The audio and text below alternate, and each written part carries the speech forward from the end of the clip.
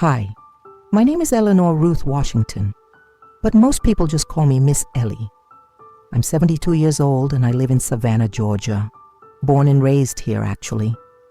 This little porch I'm sitting on, it's been in my family since 1949. My granddaddy built it with his own hands, back when folks like us weren't welcome in every part of town. But this porch always held space for us, for laughter, for grief, for memory. I've been many things in this life: a waitress, a nanny, a teacher, a mother, a survivor. These days, I volunteer at the Adult Literacy Center twice a week, help folks learn how to read and write, sometimes for the first time in their lives. On Sundays, I cook for the church ladies over on Martin Luther King Boulevard. I've never been rich in money, but I've been blessed in people. I've been blessed in resilience.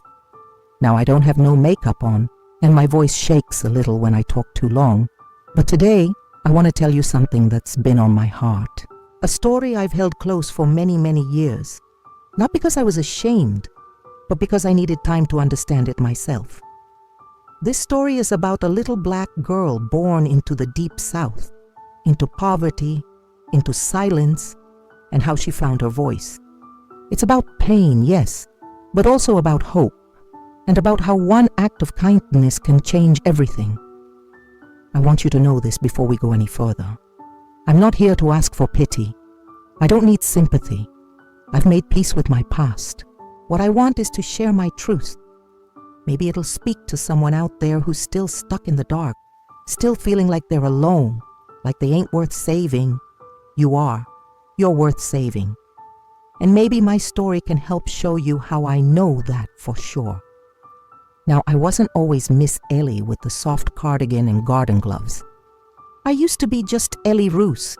Skinny knees, bare feet, little braids with fuzzy ends, running around in red dirt down in a place called Hollow Creek, South Carolina. That's where it all started. That's where I learned what fear tastes like and what courage sounds like when it finally speaks up. So if you'll let me, I'm going to take you back, all the way back, before the diplomas, before the babies, before the good church hats and casseroles, back to the part nobody saw, back to the beginning. I was born in a place called Hollow Creek, South Carolina. Don't go looking for it on a map. You won't find much. Just a patch of land tucked between pine trees and clay roads. The kind of place where time moved slow and folks hung their laundry like prayer flags across the yards. We lived in a 2-room shack at the edge of the woods. Tin roof, screen door with a busted spring, dirt floor so packed down it felt like stone. My grandmama used to say, "Ain't nothing wrong with poor baby, long as you stay clean and kind." So we stayed clean. We stayed kind. But Lord knows we were poor. My mama's name was Loretta Mae Washington. She had skin the color of pecan shells and a voice like molasses over ice. She worked all day at Miss Gracie's house across town, cleaning, scrubbing, cooking meals she couldn't afford to make at home. My daddy, Odell, worked in the pulpwood mill when he worked at all. Most days he was either asleep or drinking out back under the oak tree with the rusted lawn chair and chipped enamel cooler. I was the oldest of 4. There was me, then Joseph, then baby Ruthie, and little Samuel. I took care of them most days, especially when Mama's shifts ran long and Daddy was useless. I'd fry up cornbread if we had cornmeal, boil greens if we had 'em, and make up stories if we didn't. But Hollow Creek wasn't just hard. It was also quiet. Beautiful even. The nights were so still you could hear frogs clicking like castanets.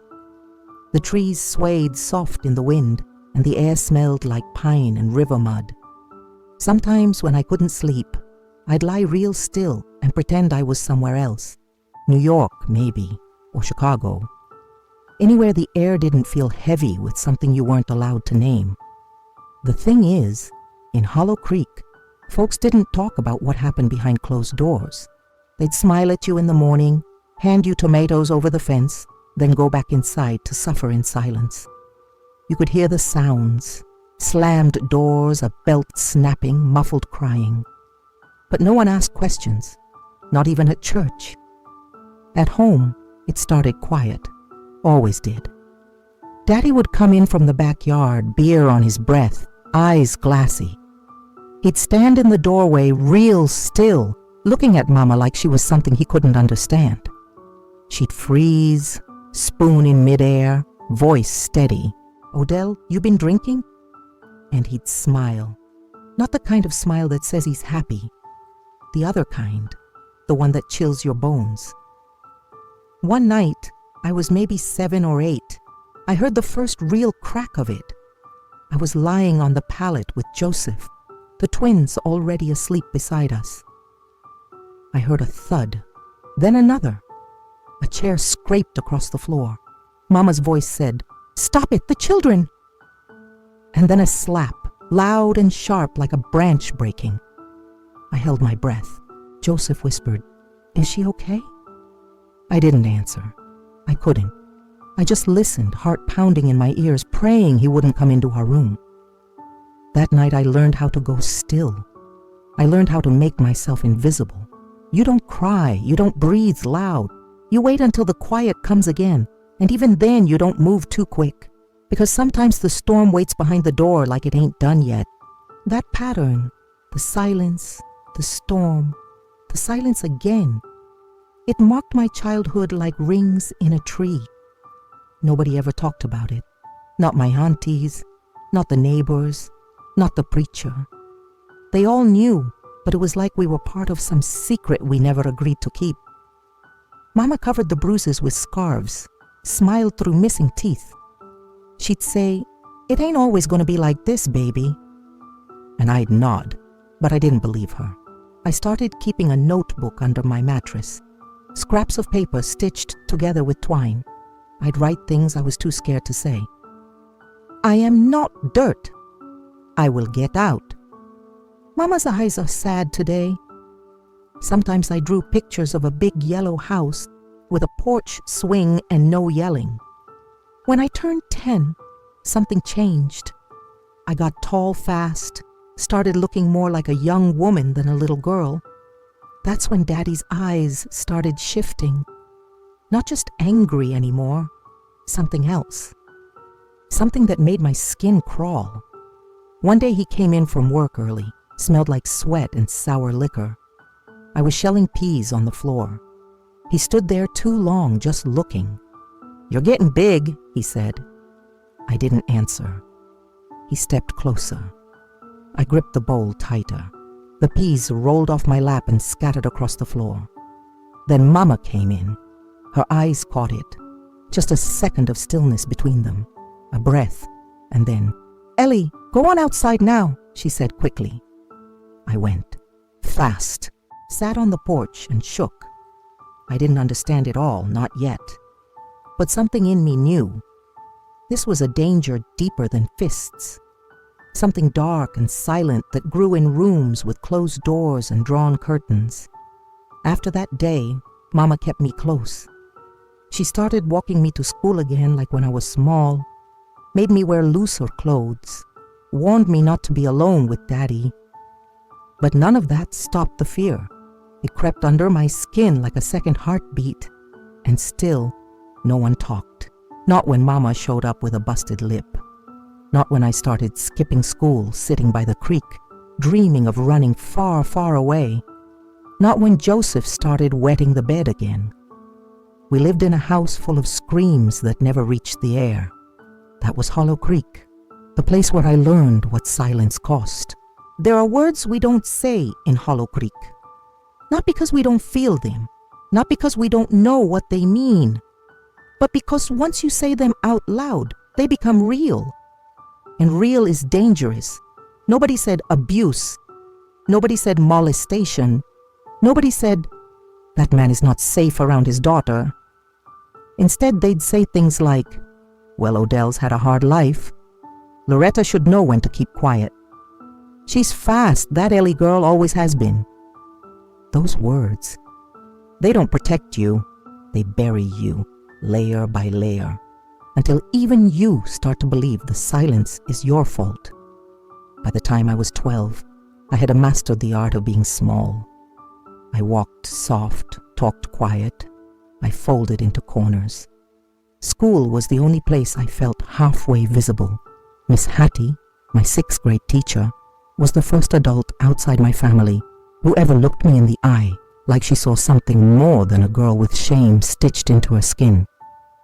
She'd say, "You've got a sharp mind, Ellie Ruth. Don't waste it." I wanted to believe her. But every time I walked home, the fear sat on my shoulders like a wet coat.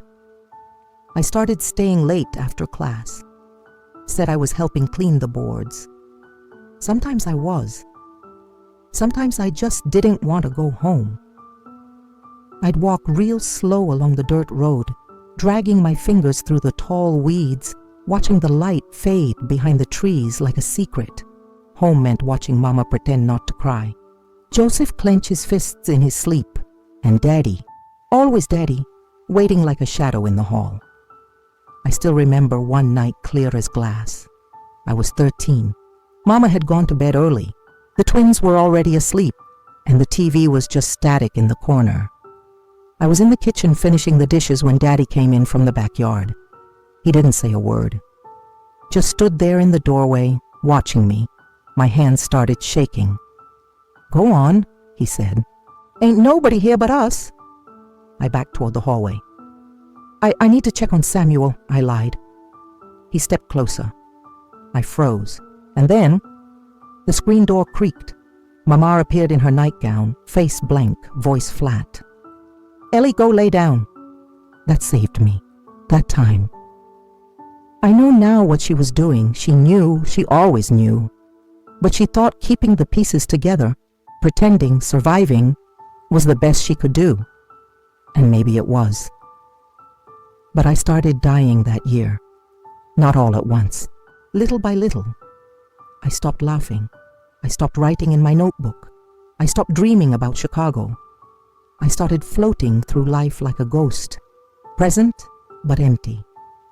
And yet, something in me still whispered, "There's more than this. There has to be." One day I was walking past the church library, a tiny white building with peeling paint and a broken step, and the door was open. It was empty inside, smelled like old hymnals and lemon oil. I walked in, alone.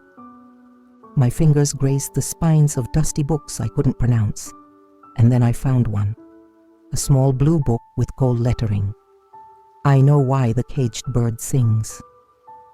I read the title over and over, not even knowing who Maya Angelou was yet, but the words felt like they belonged to me. The next week I asked Miss Hattie if she knew that book. She looked at me quiet for a second, then said, "Take it home. Just bring it back when you're ready." I read that book in secret, under a blanket with a flashlight Mama bought at the 5 and dime. Every sentence felt like an ache I didn't know I was allowed to feel. It was the first time I read a story about a black girl who had been hurt, deeply hurt, and still lived, still spoke. I wrote one line from that book in my old notebook. "There is no greater agony than bearing an untold story inside you." And I knew then, my story wasn't meant to stay buried, but I didn't yet know how to tell it. I was 14 the first time I ran away. Only made it as far as the next county. Slept in a tool shed behind an old filling station. Cold and hungry, I walked back home the next morning and told Mama I got lost. She hugged me so tight I could barely breathe. But that night she didn't ask why I ran, and I didn't tell her. Because we didn't say those things. We didn't say, "He looks at me wrong," or "I don't feel safe," or "I'm afraid of what might happen if I stay." Instead, we learned to smile with our teeth and cry with the door shut. We learned how to survive in silence, and that's what Hollow Creek taught best of all, how to make your voice disappear. But what it didn't know, what even I didn't know yet, was that the voice never dies completely. It waits. It waits for the right person to hear it, to believe it, to say, "You don't have to live like this." That person was coming. but I still had a long road to walk before I'd meet her. Her name was Miss Geraldine Mays. She was tall, dark-skinned, always wore skirts that hit mid-calf and shoes polished like mirrors. Her voice had a warmth to it, the kind that didn't ask questions with suspicion, but with care. She taught history at the high school in town, black history when nobody else wanted to. She had this way of holding still when you spoke, like she wasn't just listening.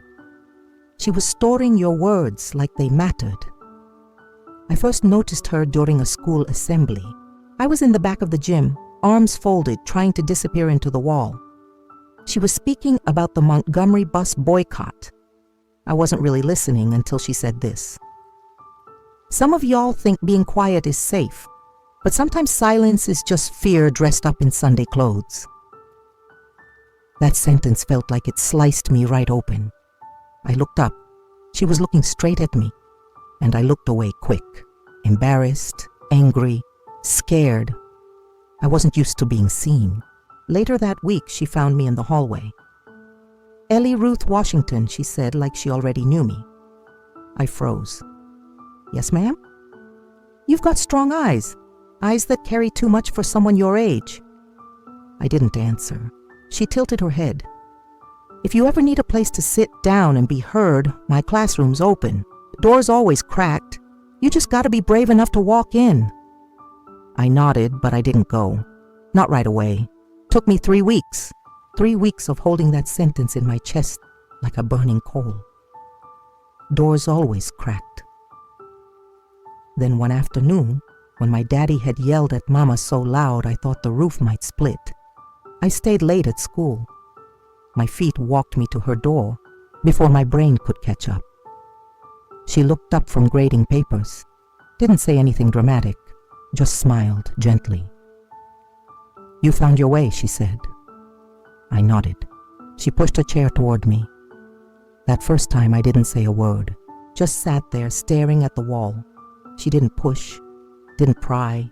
She just kept grading, and every now and then she'd say something soft like, "You're not alone, you know," or "You're allowed to be tired, baby." I cried the whole way home that evening, and the next day I came back, and the day after that. We didn't talk about the hard stuff, not yet. We started with books. She gave me a worn copy of Their Eyes Were Watching God, told me Zora Neale Hurston would teach me that my voice belonged to me, and no one had the right to take it. She gave me paper and said, "Write what you can't say." So I did. I wrote about the porch where Mama cried, about Joseph's clenched fists, about Daddy's stare, about dreams I'd folded up like old shirts and shoved in the back of my mind. I wrote things I didn't even know I felt. One afternoon, I handed her my notebook. She read every word, slow. Her eyes didn't flinch. When she finished, she looked at me with tears shining. "What happened to you," she said carefully, "is not your fault, and it is not love." I'd never heard anyone say that before, not once, not even my own mother. She asked me gently, "Are you safe at home?" I couldn't answer. My mouth opened, but the words died in my throat. She didn't press. Instead, she said, "Okay, when you're ready, we'll figure it out together." Something about the way she said, "we," cracked something open in me. I'd spent so long thinking I was the only one, that my pain was too ugly to speak, too heavy for anyone else to carry. But here was this tall, serious woman who read my truth and didn't look away. She didn't pity me. She didn't tell me to pray it away or stay quiet for dignity's sake. She believed me, and she stayed. Every day after school, I went to Miss Mays's room. We talked about Harriet Tubman, Sojourner Truth, Fannie Lou Hamer, women who had been broken and battered and bruised, but not defeated. Women who walked through fire and came out with their names intact. And little by little, I started thinking maybe I could be one of them too. Miss Mays told me once, "A girl who survives what you've survived is already powerful. But a girl who survives and tells it, that's a world changer. That was the first time I ever thought about telling my story out loud. I wasn't ready yet. But the seed had been planted, and soon everything would start to shift, faster than I was ready for. Because pain has a way of forcing your hand when silence isn't enough to hide behind anymore. It happened on a Tuesday. Funny how I remember the day, not the date. Tuesdays were the worst. The pulpwood mill always paid on Fridays, which meant by Tuesday, Daddy's liquor had run out and his temper was razor thin. That evening, the house smelled like burnt grease and sweat. Mama was quiet, moving around the kitchen like a ghost, scraping rice off the bottom of the pot. Joseph sat on the front steps, shoulders tense. Ruthie and Samuel were playing in the dirt with sticks, making up stories they'd forget by morning. I was inside folding laundry. I remember the feel of the shirt in my hands, thin cotton, my favorite one, the blue one with the fading stars on the collar. That's when I heard his boots, heavy, staggering, doors slamming open. Odell Washington had come home mean. "What the hell is this?" he shouted, holding a crumpled note in his fist. My stomach dropped. I'd left a note in my notebook tucked under my mattress, a piece I wrote about wanting to leave, about how scared I was, about how I didn't feel safe in my own house. He found it. Mama froze by the stove. The kids went silent. He stormed toward me, face red, spittle flying from his mouth. "You think you better than me, huh? Think you can talk about me behind my back?" I didn't. Crack. His backhand hit my cheek so hard I fell against the table. Mama screamed, "Odell, stop!" The room spun. Blood filled my mouth. And just like that, something broke inside me. It wasn't fear. I'd felt fear before. This was different. This was clarity.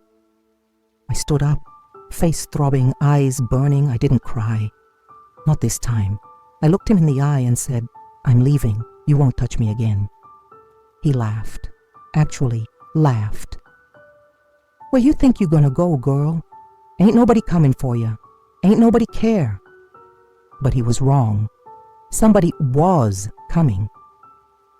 Miss Mays had given me a number, a woman she knew, a social worker named Darlene Jackson who worked with girls like me, girls with stories like mine. She told me, "When you're ready, call this number. Say Geraldine sent me." That's all. I'd memorized it. And that night, when Odell passed out drunk on the couch, snoring with an open bottle by his side, I took that chance. I grabbed my school bag, threw in my notebook, a pair of shoes, my church dress, and the little black Bible Miss Mays gave me. Mama followed me to the porch. She looked broken. "Ellie," she said, voice trembling. "I have to go, Mama," I whispered.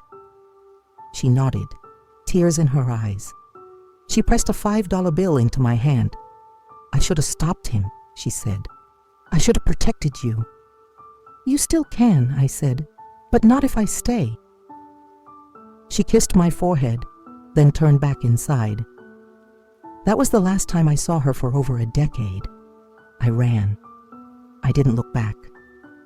The phone booth outside Carter's Gas and Groceries smelled like cigarettes and old sweat. I was shaking so hard I could barely dial. It was 9:27 p.m. The phone rang once, twice. Then, "This is Darlene." I whispered, "Geraldine sent me." She was quiet for a second, then said, "Where are you?" "I'm at Carter's, in Hollow Creek." "I'm on my way. Don't go anywhere. Do not go back home. You understand me?" "Yes, ma'am." She pulled up in an old green Buick 45 minutes later. Her headlights caught the shape of me curled on the bench beside the payphone, clutching my bag like it held my whole life. Darlene Jackson was short and wide-hipped, with skin like warm coffee and eyes like steel. She didn't ask me to explain, didn't ask what I'd done to deserve it. She opened the car door and said, "Let's go." And I did. The next few days were a blur. She took me to a shelter in Colombia, a safe house run by Black women for Black girls. It had 3 bedrooms, posters of Coretta Scott King and Angela Davis on the walls, and a lock on the front gate. The kind of lock that meant you're safe now, not you're trapped. I was assigned a caseworker. She spoke soft and slow, like she was afraid to make me flinch. They gave me clean clothes, warm food, and something I hadn't had in years: silence without fear. But healing didn't come overnight. I had to tell my story to strangers, to officials, to police officers, to a judge. I had to say the words out loud in a room with bright lights and people taking notes. My father hit me. My father touched me. I was not safe in that home. Each word felt like pulling out a thorn that had grown under my skin. But I said them, and Miss Mays sat beside me the entire time. When the court gave me a protection order and custody was removed from Odell, I cried. Not because I was sad, but because I finally belonged to myself.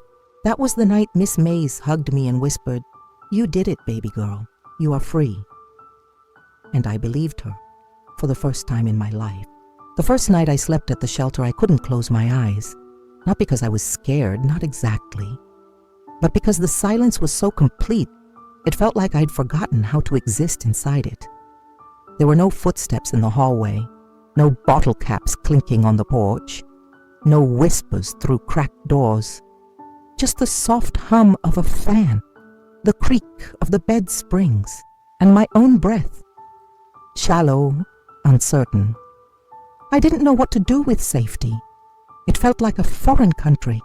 The shelter was called the Magnolia Home.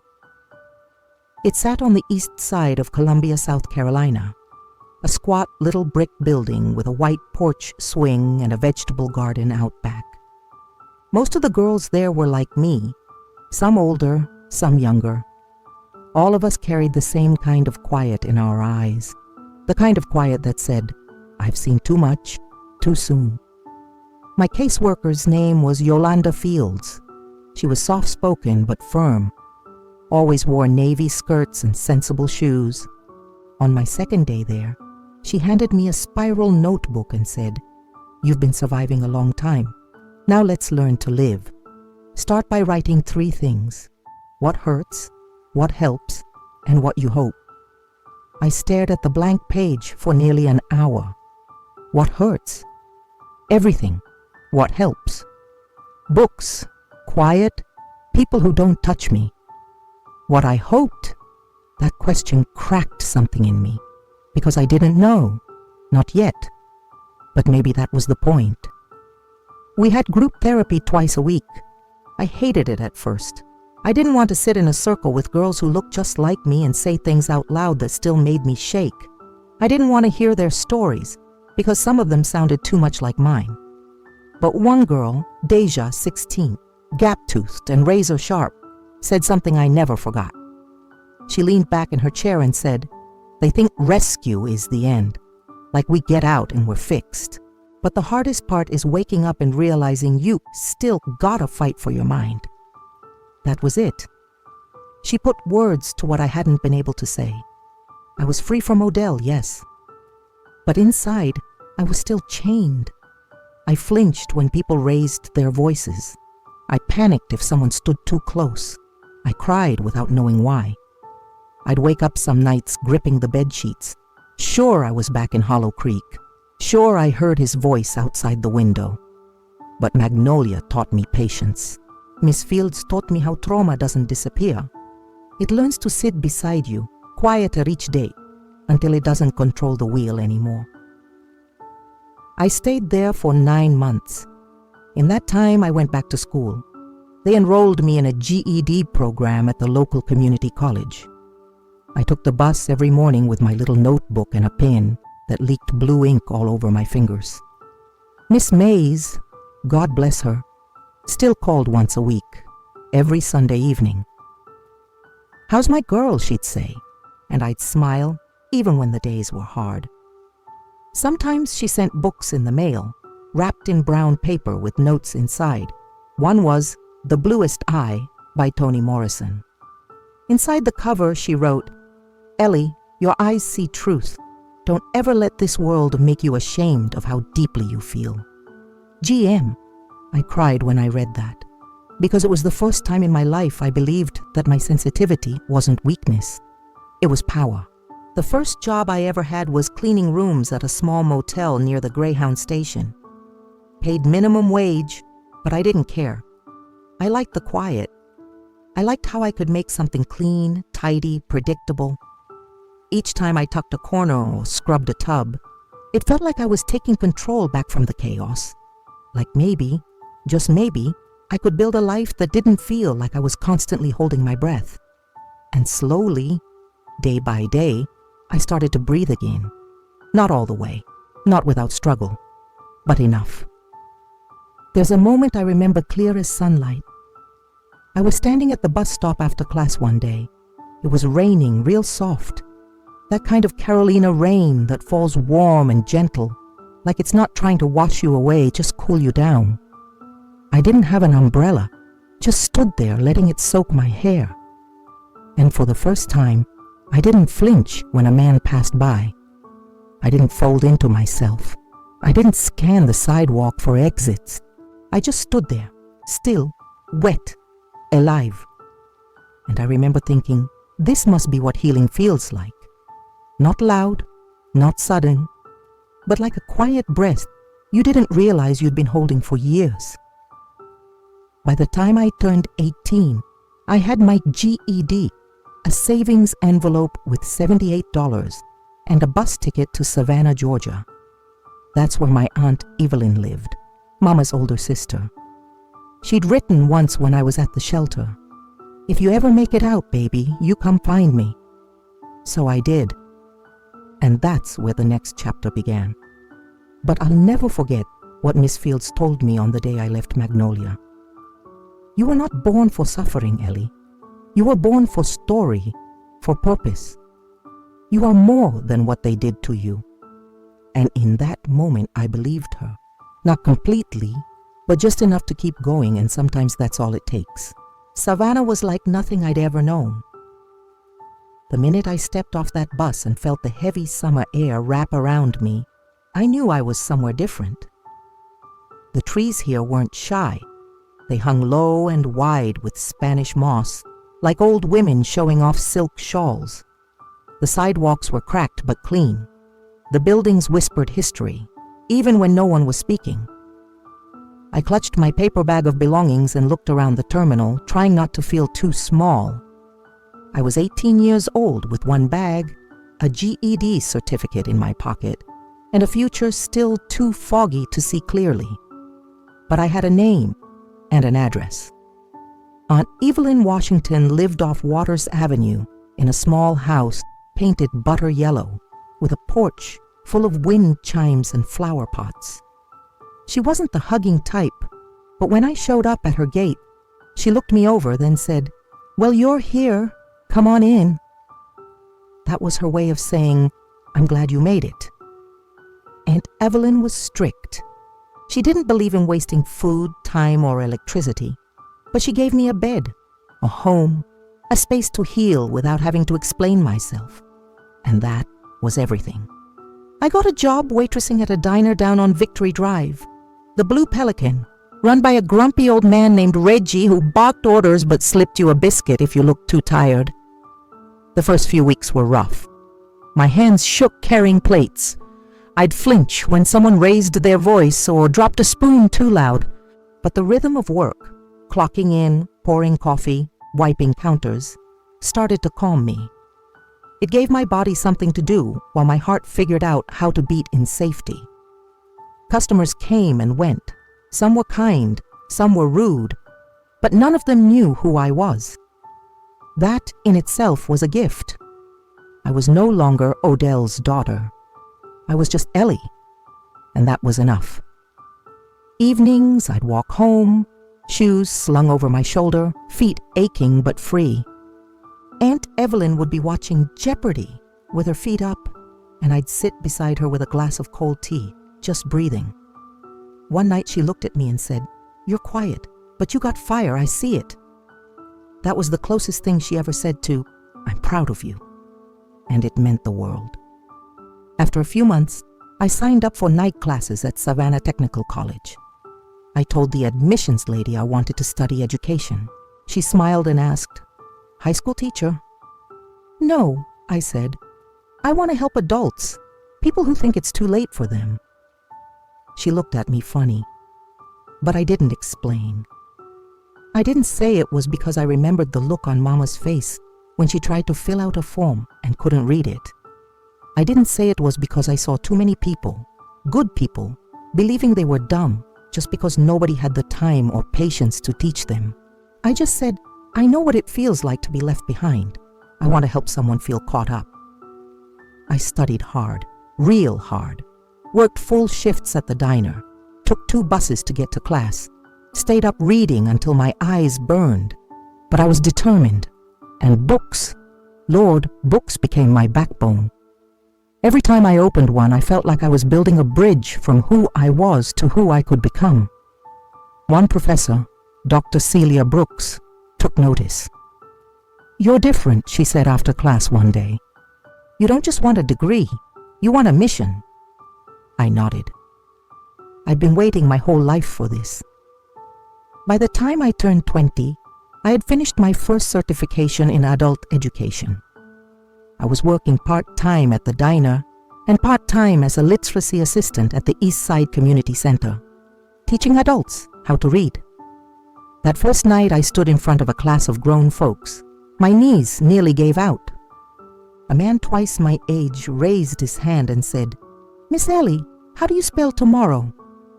I swallowed, smiled, and wrote it out slow on the chalkboard. "Tomorrow." Then I turned around and said, "Tomorrow's a word full of hope, so you better learn how to spell it right." They laughed, and I did too. That was the first time I felt it. Calling, not just a job, not just a paycheck, but purpose. Aunt Evelyn didn't say much when I told her I'd passed the state licensing exam, just left a note on the kitchen table the next morning. "Ellie, I knew you could. You just had to know it too." I kept that note for years, still have it, tucked inside the back of my Bible. Savannah became home, not by magic, not overnight, but by choice. I started choosing myself every single day. I started buying books I wanted to read, not just ones assigned. I started saying no without guilt. I started walking with my head higher. Some wounds were still there, phantom memories I couldn't always shake. I still didn't like being touched from behind. I still avoided mirrors when I was tired. But I wasn't broken anymore. I was becoming whole. And one day, walking home from class, I passed a schoolyard where kids were playing. I saw a little black girl, maybe 7, maybe 8, running barefoot across the grass, hair wild and free. She turned and looked right at me, and I swear to you, for a split second, I saw myself. Not the girl I used to be, but the girl I could have been if someone had come sooner. I smiled at her, and she smiled back. And I knew I had come far, but I was just getting started. The first time I stood in front of my own classroom, my classroom, I thought I might throw up. It was a Tuesday evening at the East Side Community Center. The room smelled like pencil shavings, floor wax, and something warm from the cafeteria downstairs. The fluorescent lights buzzed overhead, and a chalkboard stood behind me like a giant invitation to fail. 10 chairs, 8 students, all adults, all older than me. Some wore janitor uniforms, some came in straight from construction sites. One woman wore church clothes like she needed courage and starch and a brooch. Most of them didn't look at me when I said, "Good evening, I'm Miss Ellie, and I'll be your instructor." One man in the back, tall, quiet, probably in his late 50s, raised his hand and asked, "How old are you?" I smiled. "Old enough to be here, and young enough to believe every single one of you can learn something new." A few chuckles, a few heads nodded, and we began. Teaching adults is different. Kids learn because they're told to. Adults learn because they've decided to, and because they've usually been carrying shame around like a stone in their chest for years. One man, Mr. Calvin, told me on the second week, I lied to my kids for 20 years. Told them I could read when really I just memorized things, street signs, menus, medicine bottles. I've been scared every day of my life someone would find out. He said it like a confession. I said, you're not lying anymore. That takes courage. That man wrote his first full sentence by week 6. It said, I can read this. I made a copy and taped it to the wall. Because for him, and for me, it meant everything. One woman, Mrs. Lila, came in late every class. Hair wrapped up in a scarf, baby on her hip, toddler trailing behind her with a crayon in one hand and a Cheerio stuck to his cheek. She'd sit in the back and whisper, Sorry, Miss Ellie, I had to wait for the neighbor girl to get off work. But every single time, she showed up. Halfway through the semester, she read a children's book out loud to her own son for the first time. She cried. I cried. Her boy clapped like it was magic, because it was. But the work wasn't just academic. I saw what they carried, not just in their hands, but in their eyes. The woman who flinched when someone touched her shoulder. The man who couldn't make eye contact. The young mother who stopped smiling when someone said the word homework. These weren't just students. They were survivors, and I knew their language. I knew what it meant to write while your hands shook, to show up while your heart was screaming, to try again after a lifetime of being told you're not good enough. One evening after class, a woman named Tanya lingered by the door. She was maybe 30, maybe younger, with tight braids and eyes like stone. She said, Miss Ellie, how'd you get into this job? I hesitated, then said, because somebody once looked at me and said, you don't have to stay small. And I believed her, eventually. She nodded slow, then whispered, I think I want to be a teacher one day. I touched her shoulder gently and said, then start now. Help the woman next to you tomorrow. Read out loud when no one else will. Teachers don't wait for diplomas. They start when someone needs help. The classroom became more than a room. It became a place of undoing and redoing, of failing and trying again, of breaking open and being held. We shared laughter. We shared silence. We shared snacks during break time and stories during writing exercises. Some were light, some were heavy enough to choke on. But no one was turned away. No one was judged. Because I knew, more than anyone, that healing is a kind of education too. After my first year teaching, they offered me a full-time position. I said yes with a voice that didn't even tremble. I got my own keys to the building. My name printed on official forms. A desk with drawers. A drawer I filled with tea bags, tissues, and letters my students had written. Things like, thank you for making me feel smart again. I didn't think anyone cared until you remembered my name. I can help my daughter with her homework now. She said she's proud of me. Every time I doubted myself, I opened that drawer, and I remembered. Years passed. More students came and went. Some dropped out. Some came back. Some brought their grown kids to class and said, this is the lady who helped me learn to read. I watched them all grow, in words, in confidence, in voice. And with every sentence they wrote, I felt myself growing too.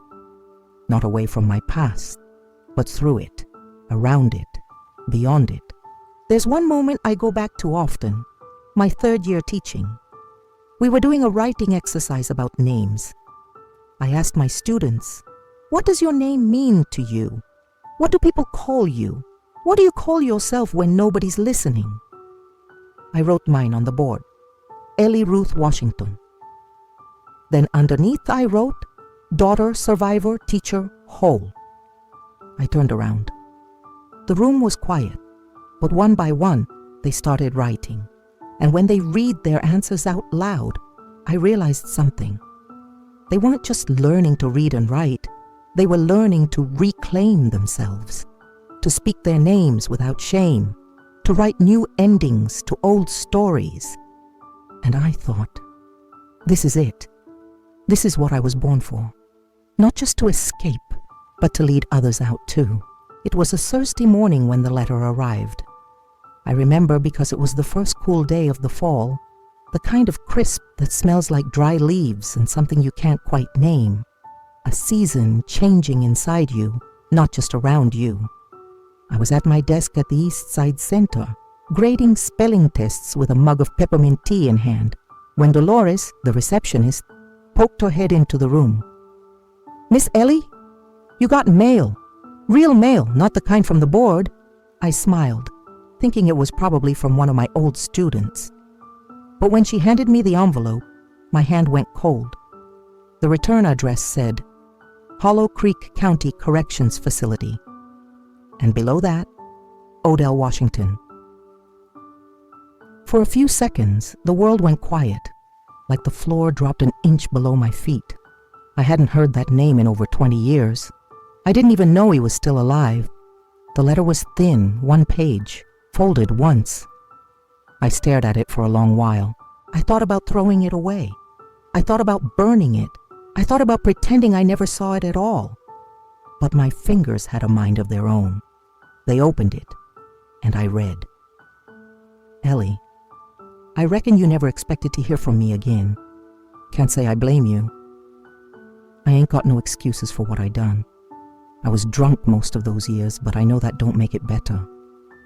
I've been sitting in this place thinking about what I did, not just to you, to your mama, to myself. They say I'm dying now, liver's shot. Doctor says it won't be long. I don't expect forgiveness. I just want to say I'm sorry. I see your face sometimes, still little, still scared. That ain't right. That ain't what a daddy's supposed to do. I don't know if you'll ever read this, but if you do, I hope you're living a good life, a life better than the one I gave you. That's all. Odell. I sat in that chair for a long time, the letter trembling in my hands. It didn't say much, and yet it said everything.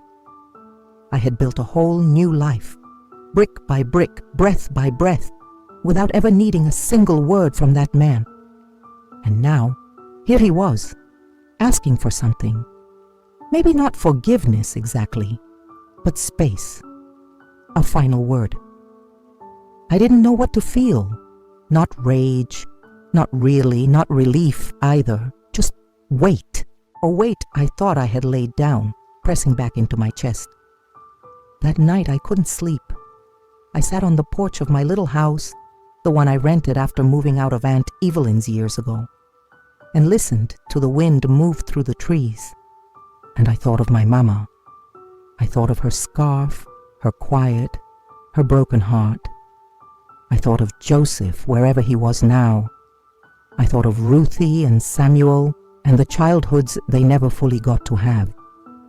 And I thought of that house in Hollow Creek, the one with the broken screen door and the dirt floor and the ghosts that lived inside its walls. I didn't write back, not right away. I prayed on it, talked to Miss Mays about it over the phone. She was retired by then, living in Charlotte. "You don't owe him a damn thing," she said, "but maybe you owe yourself the peace of closing that door all the way." She was right. I didn't want revenge. I didn't even want justice. I just wanted that chapter to be done. So a week later I wrote a letter, short, clear. Odell, I got your message. I don't know if I forgive you. Maybe I never will. But I'm not afraid of you anymore. I made a life you never would have imagined for me. And I'm proud of that. I'm not writing back again. Goodbye. I mailed it the next morning. And when I dropped that envelope into the blue box outside the post office, something inside me exhaled. Not loud, not dramatic, just final. 3 months later, I received a notice from the county. Odell Washington had passed away in his sleep at 72. No visitors, no funeral, no belongings worth claiming. And just like that, the man who once tried to break me was gone. And I was still here, still standing, still whole. That night, I walked down to the river, watched the moon ripple across the water like it was trying to speak. I pulled out the little blue notebook I carried everywhere, my journal, and I wrote just one line. The things that tried to bury me forgot I was a seed. Then I closed the book and walked home, lighter than I'd ever been. There's something about getting older that makes you start thinking more about what you're leaving behind. Not money, not property, but what stays in the world after your name stops being spoken every day. Legacy. That word used to scare me. I thought it was only for people in history books, presidents, preachers, men with buildings named after them. But legacy is quieter than I thought. It lives in fingerprints you leave behind, in eyes that light up because you made someone feel seen. By the time I was in my 40s, I'd taught more than 500 students. Men and women who once walked into my classroom with their heads down, mumbling, "I ain't too good at this stuff," now sent me birthday cards with perfect cursive and words like, "You believed in me before I believed in myself." Some of them got jobs because of what they learned. Some went back and helped their children with homework. Some became teachers themselves. And every time one of them said, "Miss Ellie, I never thought I could," I smiled and said, "Well, now you know." I met someone too along the way. James Morgan. He was a carpenter. Steady hands, slow laugh, always smelled like sawdust and peppermint. We met at a literacy fundraiser. He'd been fixing the roof at the center. I was serving sweet tea and biscuits. He said, "I'd read more books if you were the one teaching." I told him, "Then you better start tomorrow." He did. A year later, we were married. No fancy wedding, just a potluck at the church hall and dancing under a string of lights. He knew about my past. I told him everything. He didn't flinch. He just held my hand and said, "You're not broken. You're fire that never went out." We never had children of our own, but between my students, my godchildren, and the young teachers I mentored, there were always enough people to call family. One young woman in particular, her name was Tiana, reminded me of myself at 17. Skin like bronze, voice like thunder when she got going. She had come from a group home and didn't trust a soul. She fought me every step of the way, skipped class, rolled her eyes, said she didn't need help from nobody, but she kept showing up. One day I asked her to stay after class, sat her down and said, "Look at me, baby. I'm not here to fix you. I'm here to remind you you've never been broken." She didn't cry, but she nodded, and from that day forward, she showed up early. 3 years later, she got her associate's degree in social work, sent me a photo in the mail with the words, "Because you made me believe I could." I keep it on my desk to this day. Legacy isn't in statues, it's in continuance. In watching the next woman rise higher than you ever got to.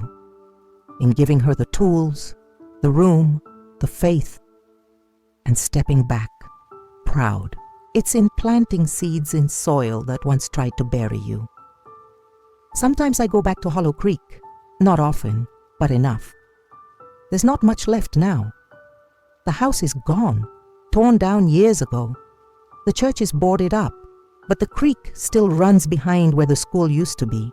Sometimes I stand there and listen to the water, and I remember the girl I was, barefoot, frightened, dreaming of escape, and I whispered to her, "We made it, baby, we really did.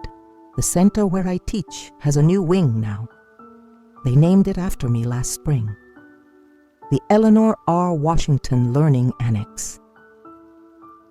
There's a plaque outside the door. It says, "In honor of the teacher who turned survival into strength and strength into service." I cried the day they unveiled it, not because I needed the recognition, but because that little girl in Hollow Creek, the one who thought no one would ever say her name without shame, she was finally being spoken of with pride. I don't know how many years I have left. The knees ache more. The tea needs more sugar. I talk a little slower, sleep a little longer, but I wake up every morning with a purpose. Still teaching, still writing, still breathing, still leaving fingerprints. Because that's legacy, not perfection, but persistence. I was 69 the first time I stepped foot in a classroom in Hollow Creek since I left. They built a new learning annex just outside town. Real modern. Steel siding, big windows, solar panels on the roof. But the land underneath, that was old, familiar. The same red clay, the same whispering trees. I stood in front of that building wearing my Sunday best. Navy skirt, sensible heels, pearl earrings. Not because I needed to impress anyone, but because I wanted the little girl still living somewhere inside me to know we came back on our own terms. The event was a community literacy fair. The center I work with had partnered with a local outreach group to bring education back to rural counties. They asked if I would speak. I said yes without hesitation because I wasn't afraid of this place anymore. And I had something to say. The room was packed. Folding chairs, toddlers crawling under tables, teenagers on their phones, old men sipping sweet tea in the back. But when I stood up to speak, the room went still. I told them my name. I told them where I was from. And then I said something I hadn't said out loud before. Not like this. This town once tried to erase me. It tried to shrink me into silence. But I came back whole. Not just alive, but living, teaching, building, thriving. And I want every person in this room to hear me when I say,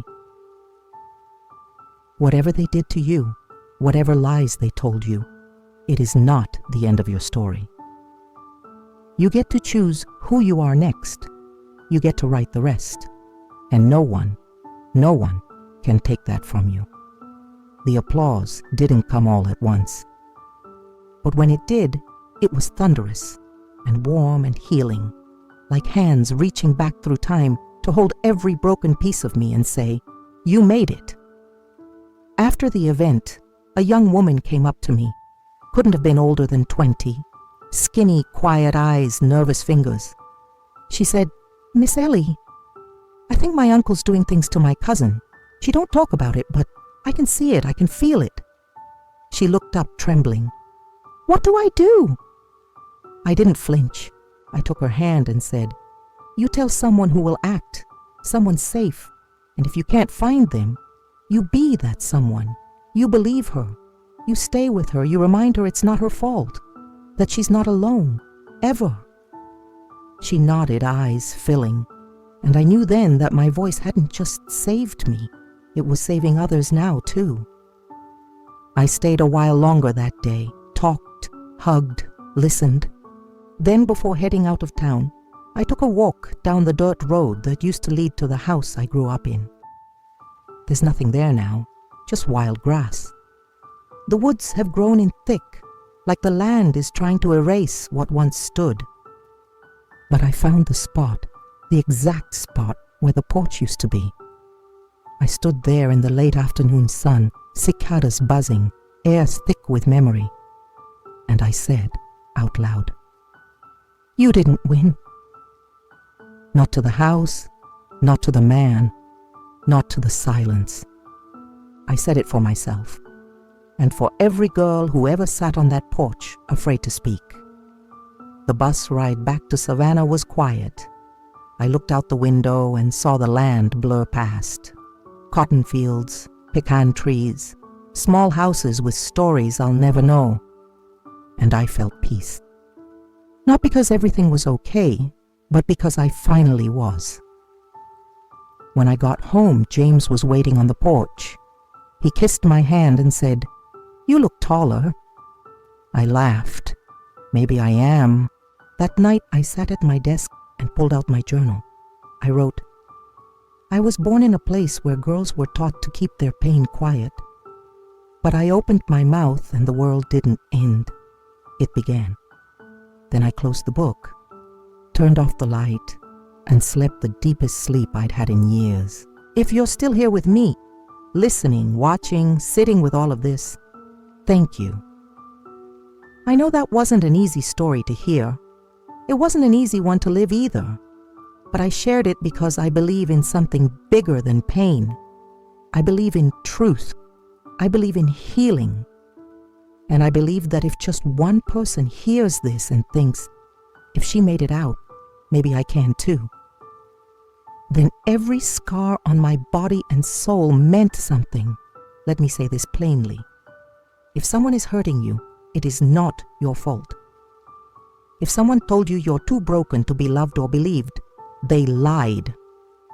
If you feel like your life is over before it's even begun, baby, it ain't. Not even close. You are not the things they did to you. You are not what they said about you in anger. You are not worthless, ruined, stupid, or too far gone. You are becoming, and you are allowed to take up space, to speak, to breathe, to start over. I am living proof that no matter where you come from, a shack in Hollow Creek, a place where nobody says the truth out loud, you can still become someone whole, someone powerful, someone free. And let me tell you something else. You don't have to do it alone. There are people out there who will believe you, who will hold space for you, who will walk with you toward the light, even if it's flickering, even if it's far. And if you don't know where to start, let me be your first voice of love. Right here, right now. You are loved. You are enough. You are needed. If this story meant something to you, share it. Send it to someone who needs to hear it. Speak it out loud, join a group, start a journal. Tell the truth, even if your voice shakes. And if you need a place to begin again, I'll leave the door cracked open for you. Just like someone once did for me. My name is Eleanor Ruth Washington. I'm 72 years old. I survived what tried to kill me. And now I teach others how to live. You're next.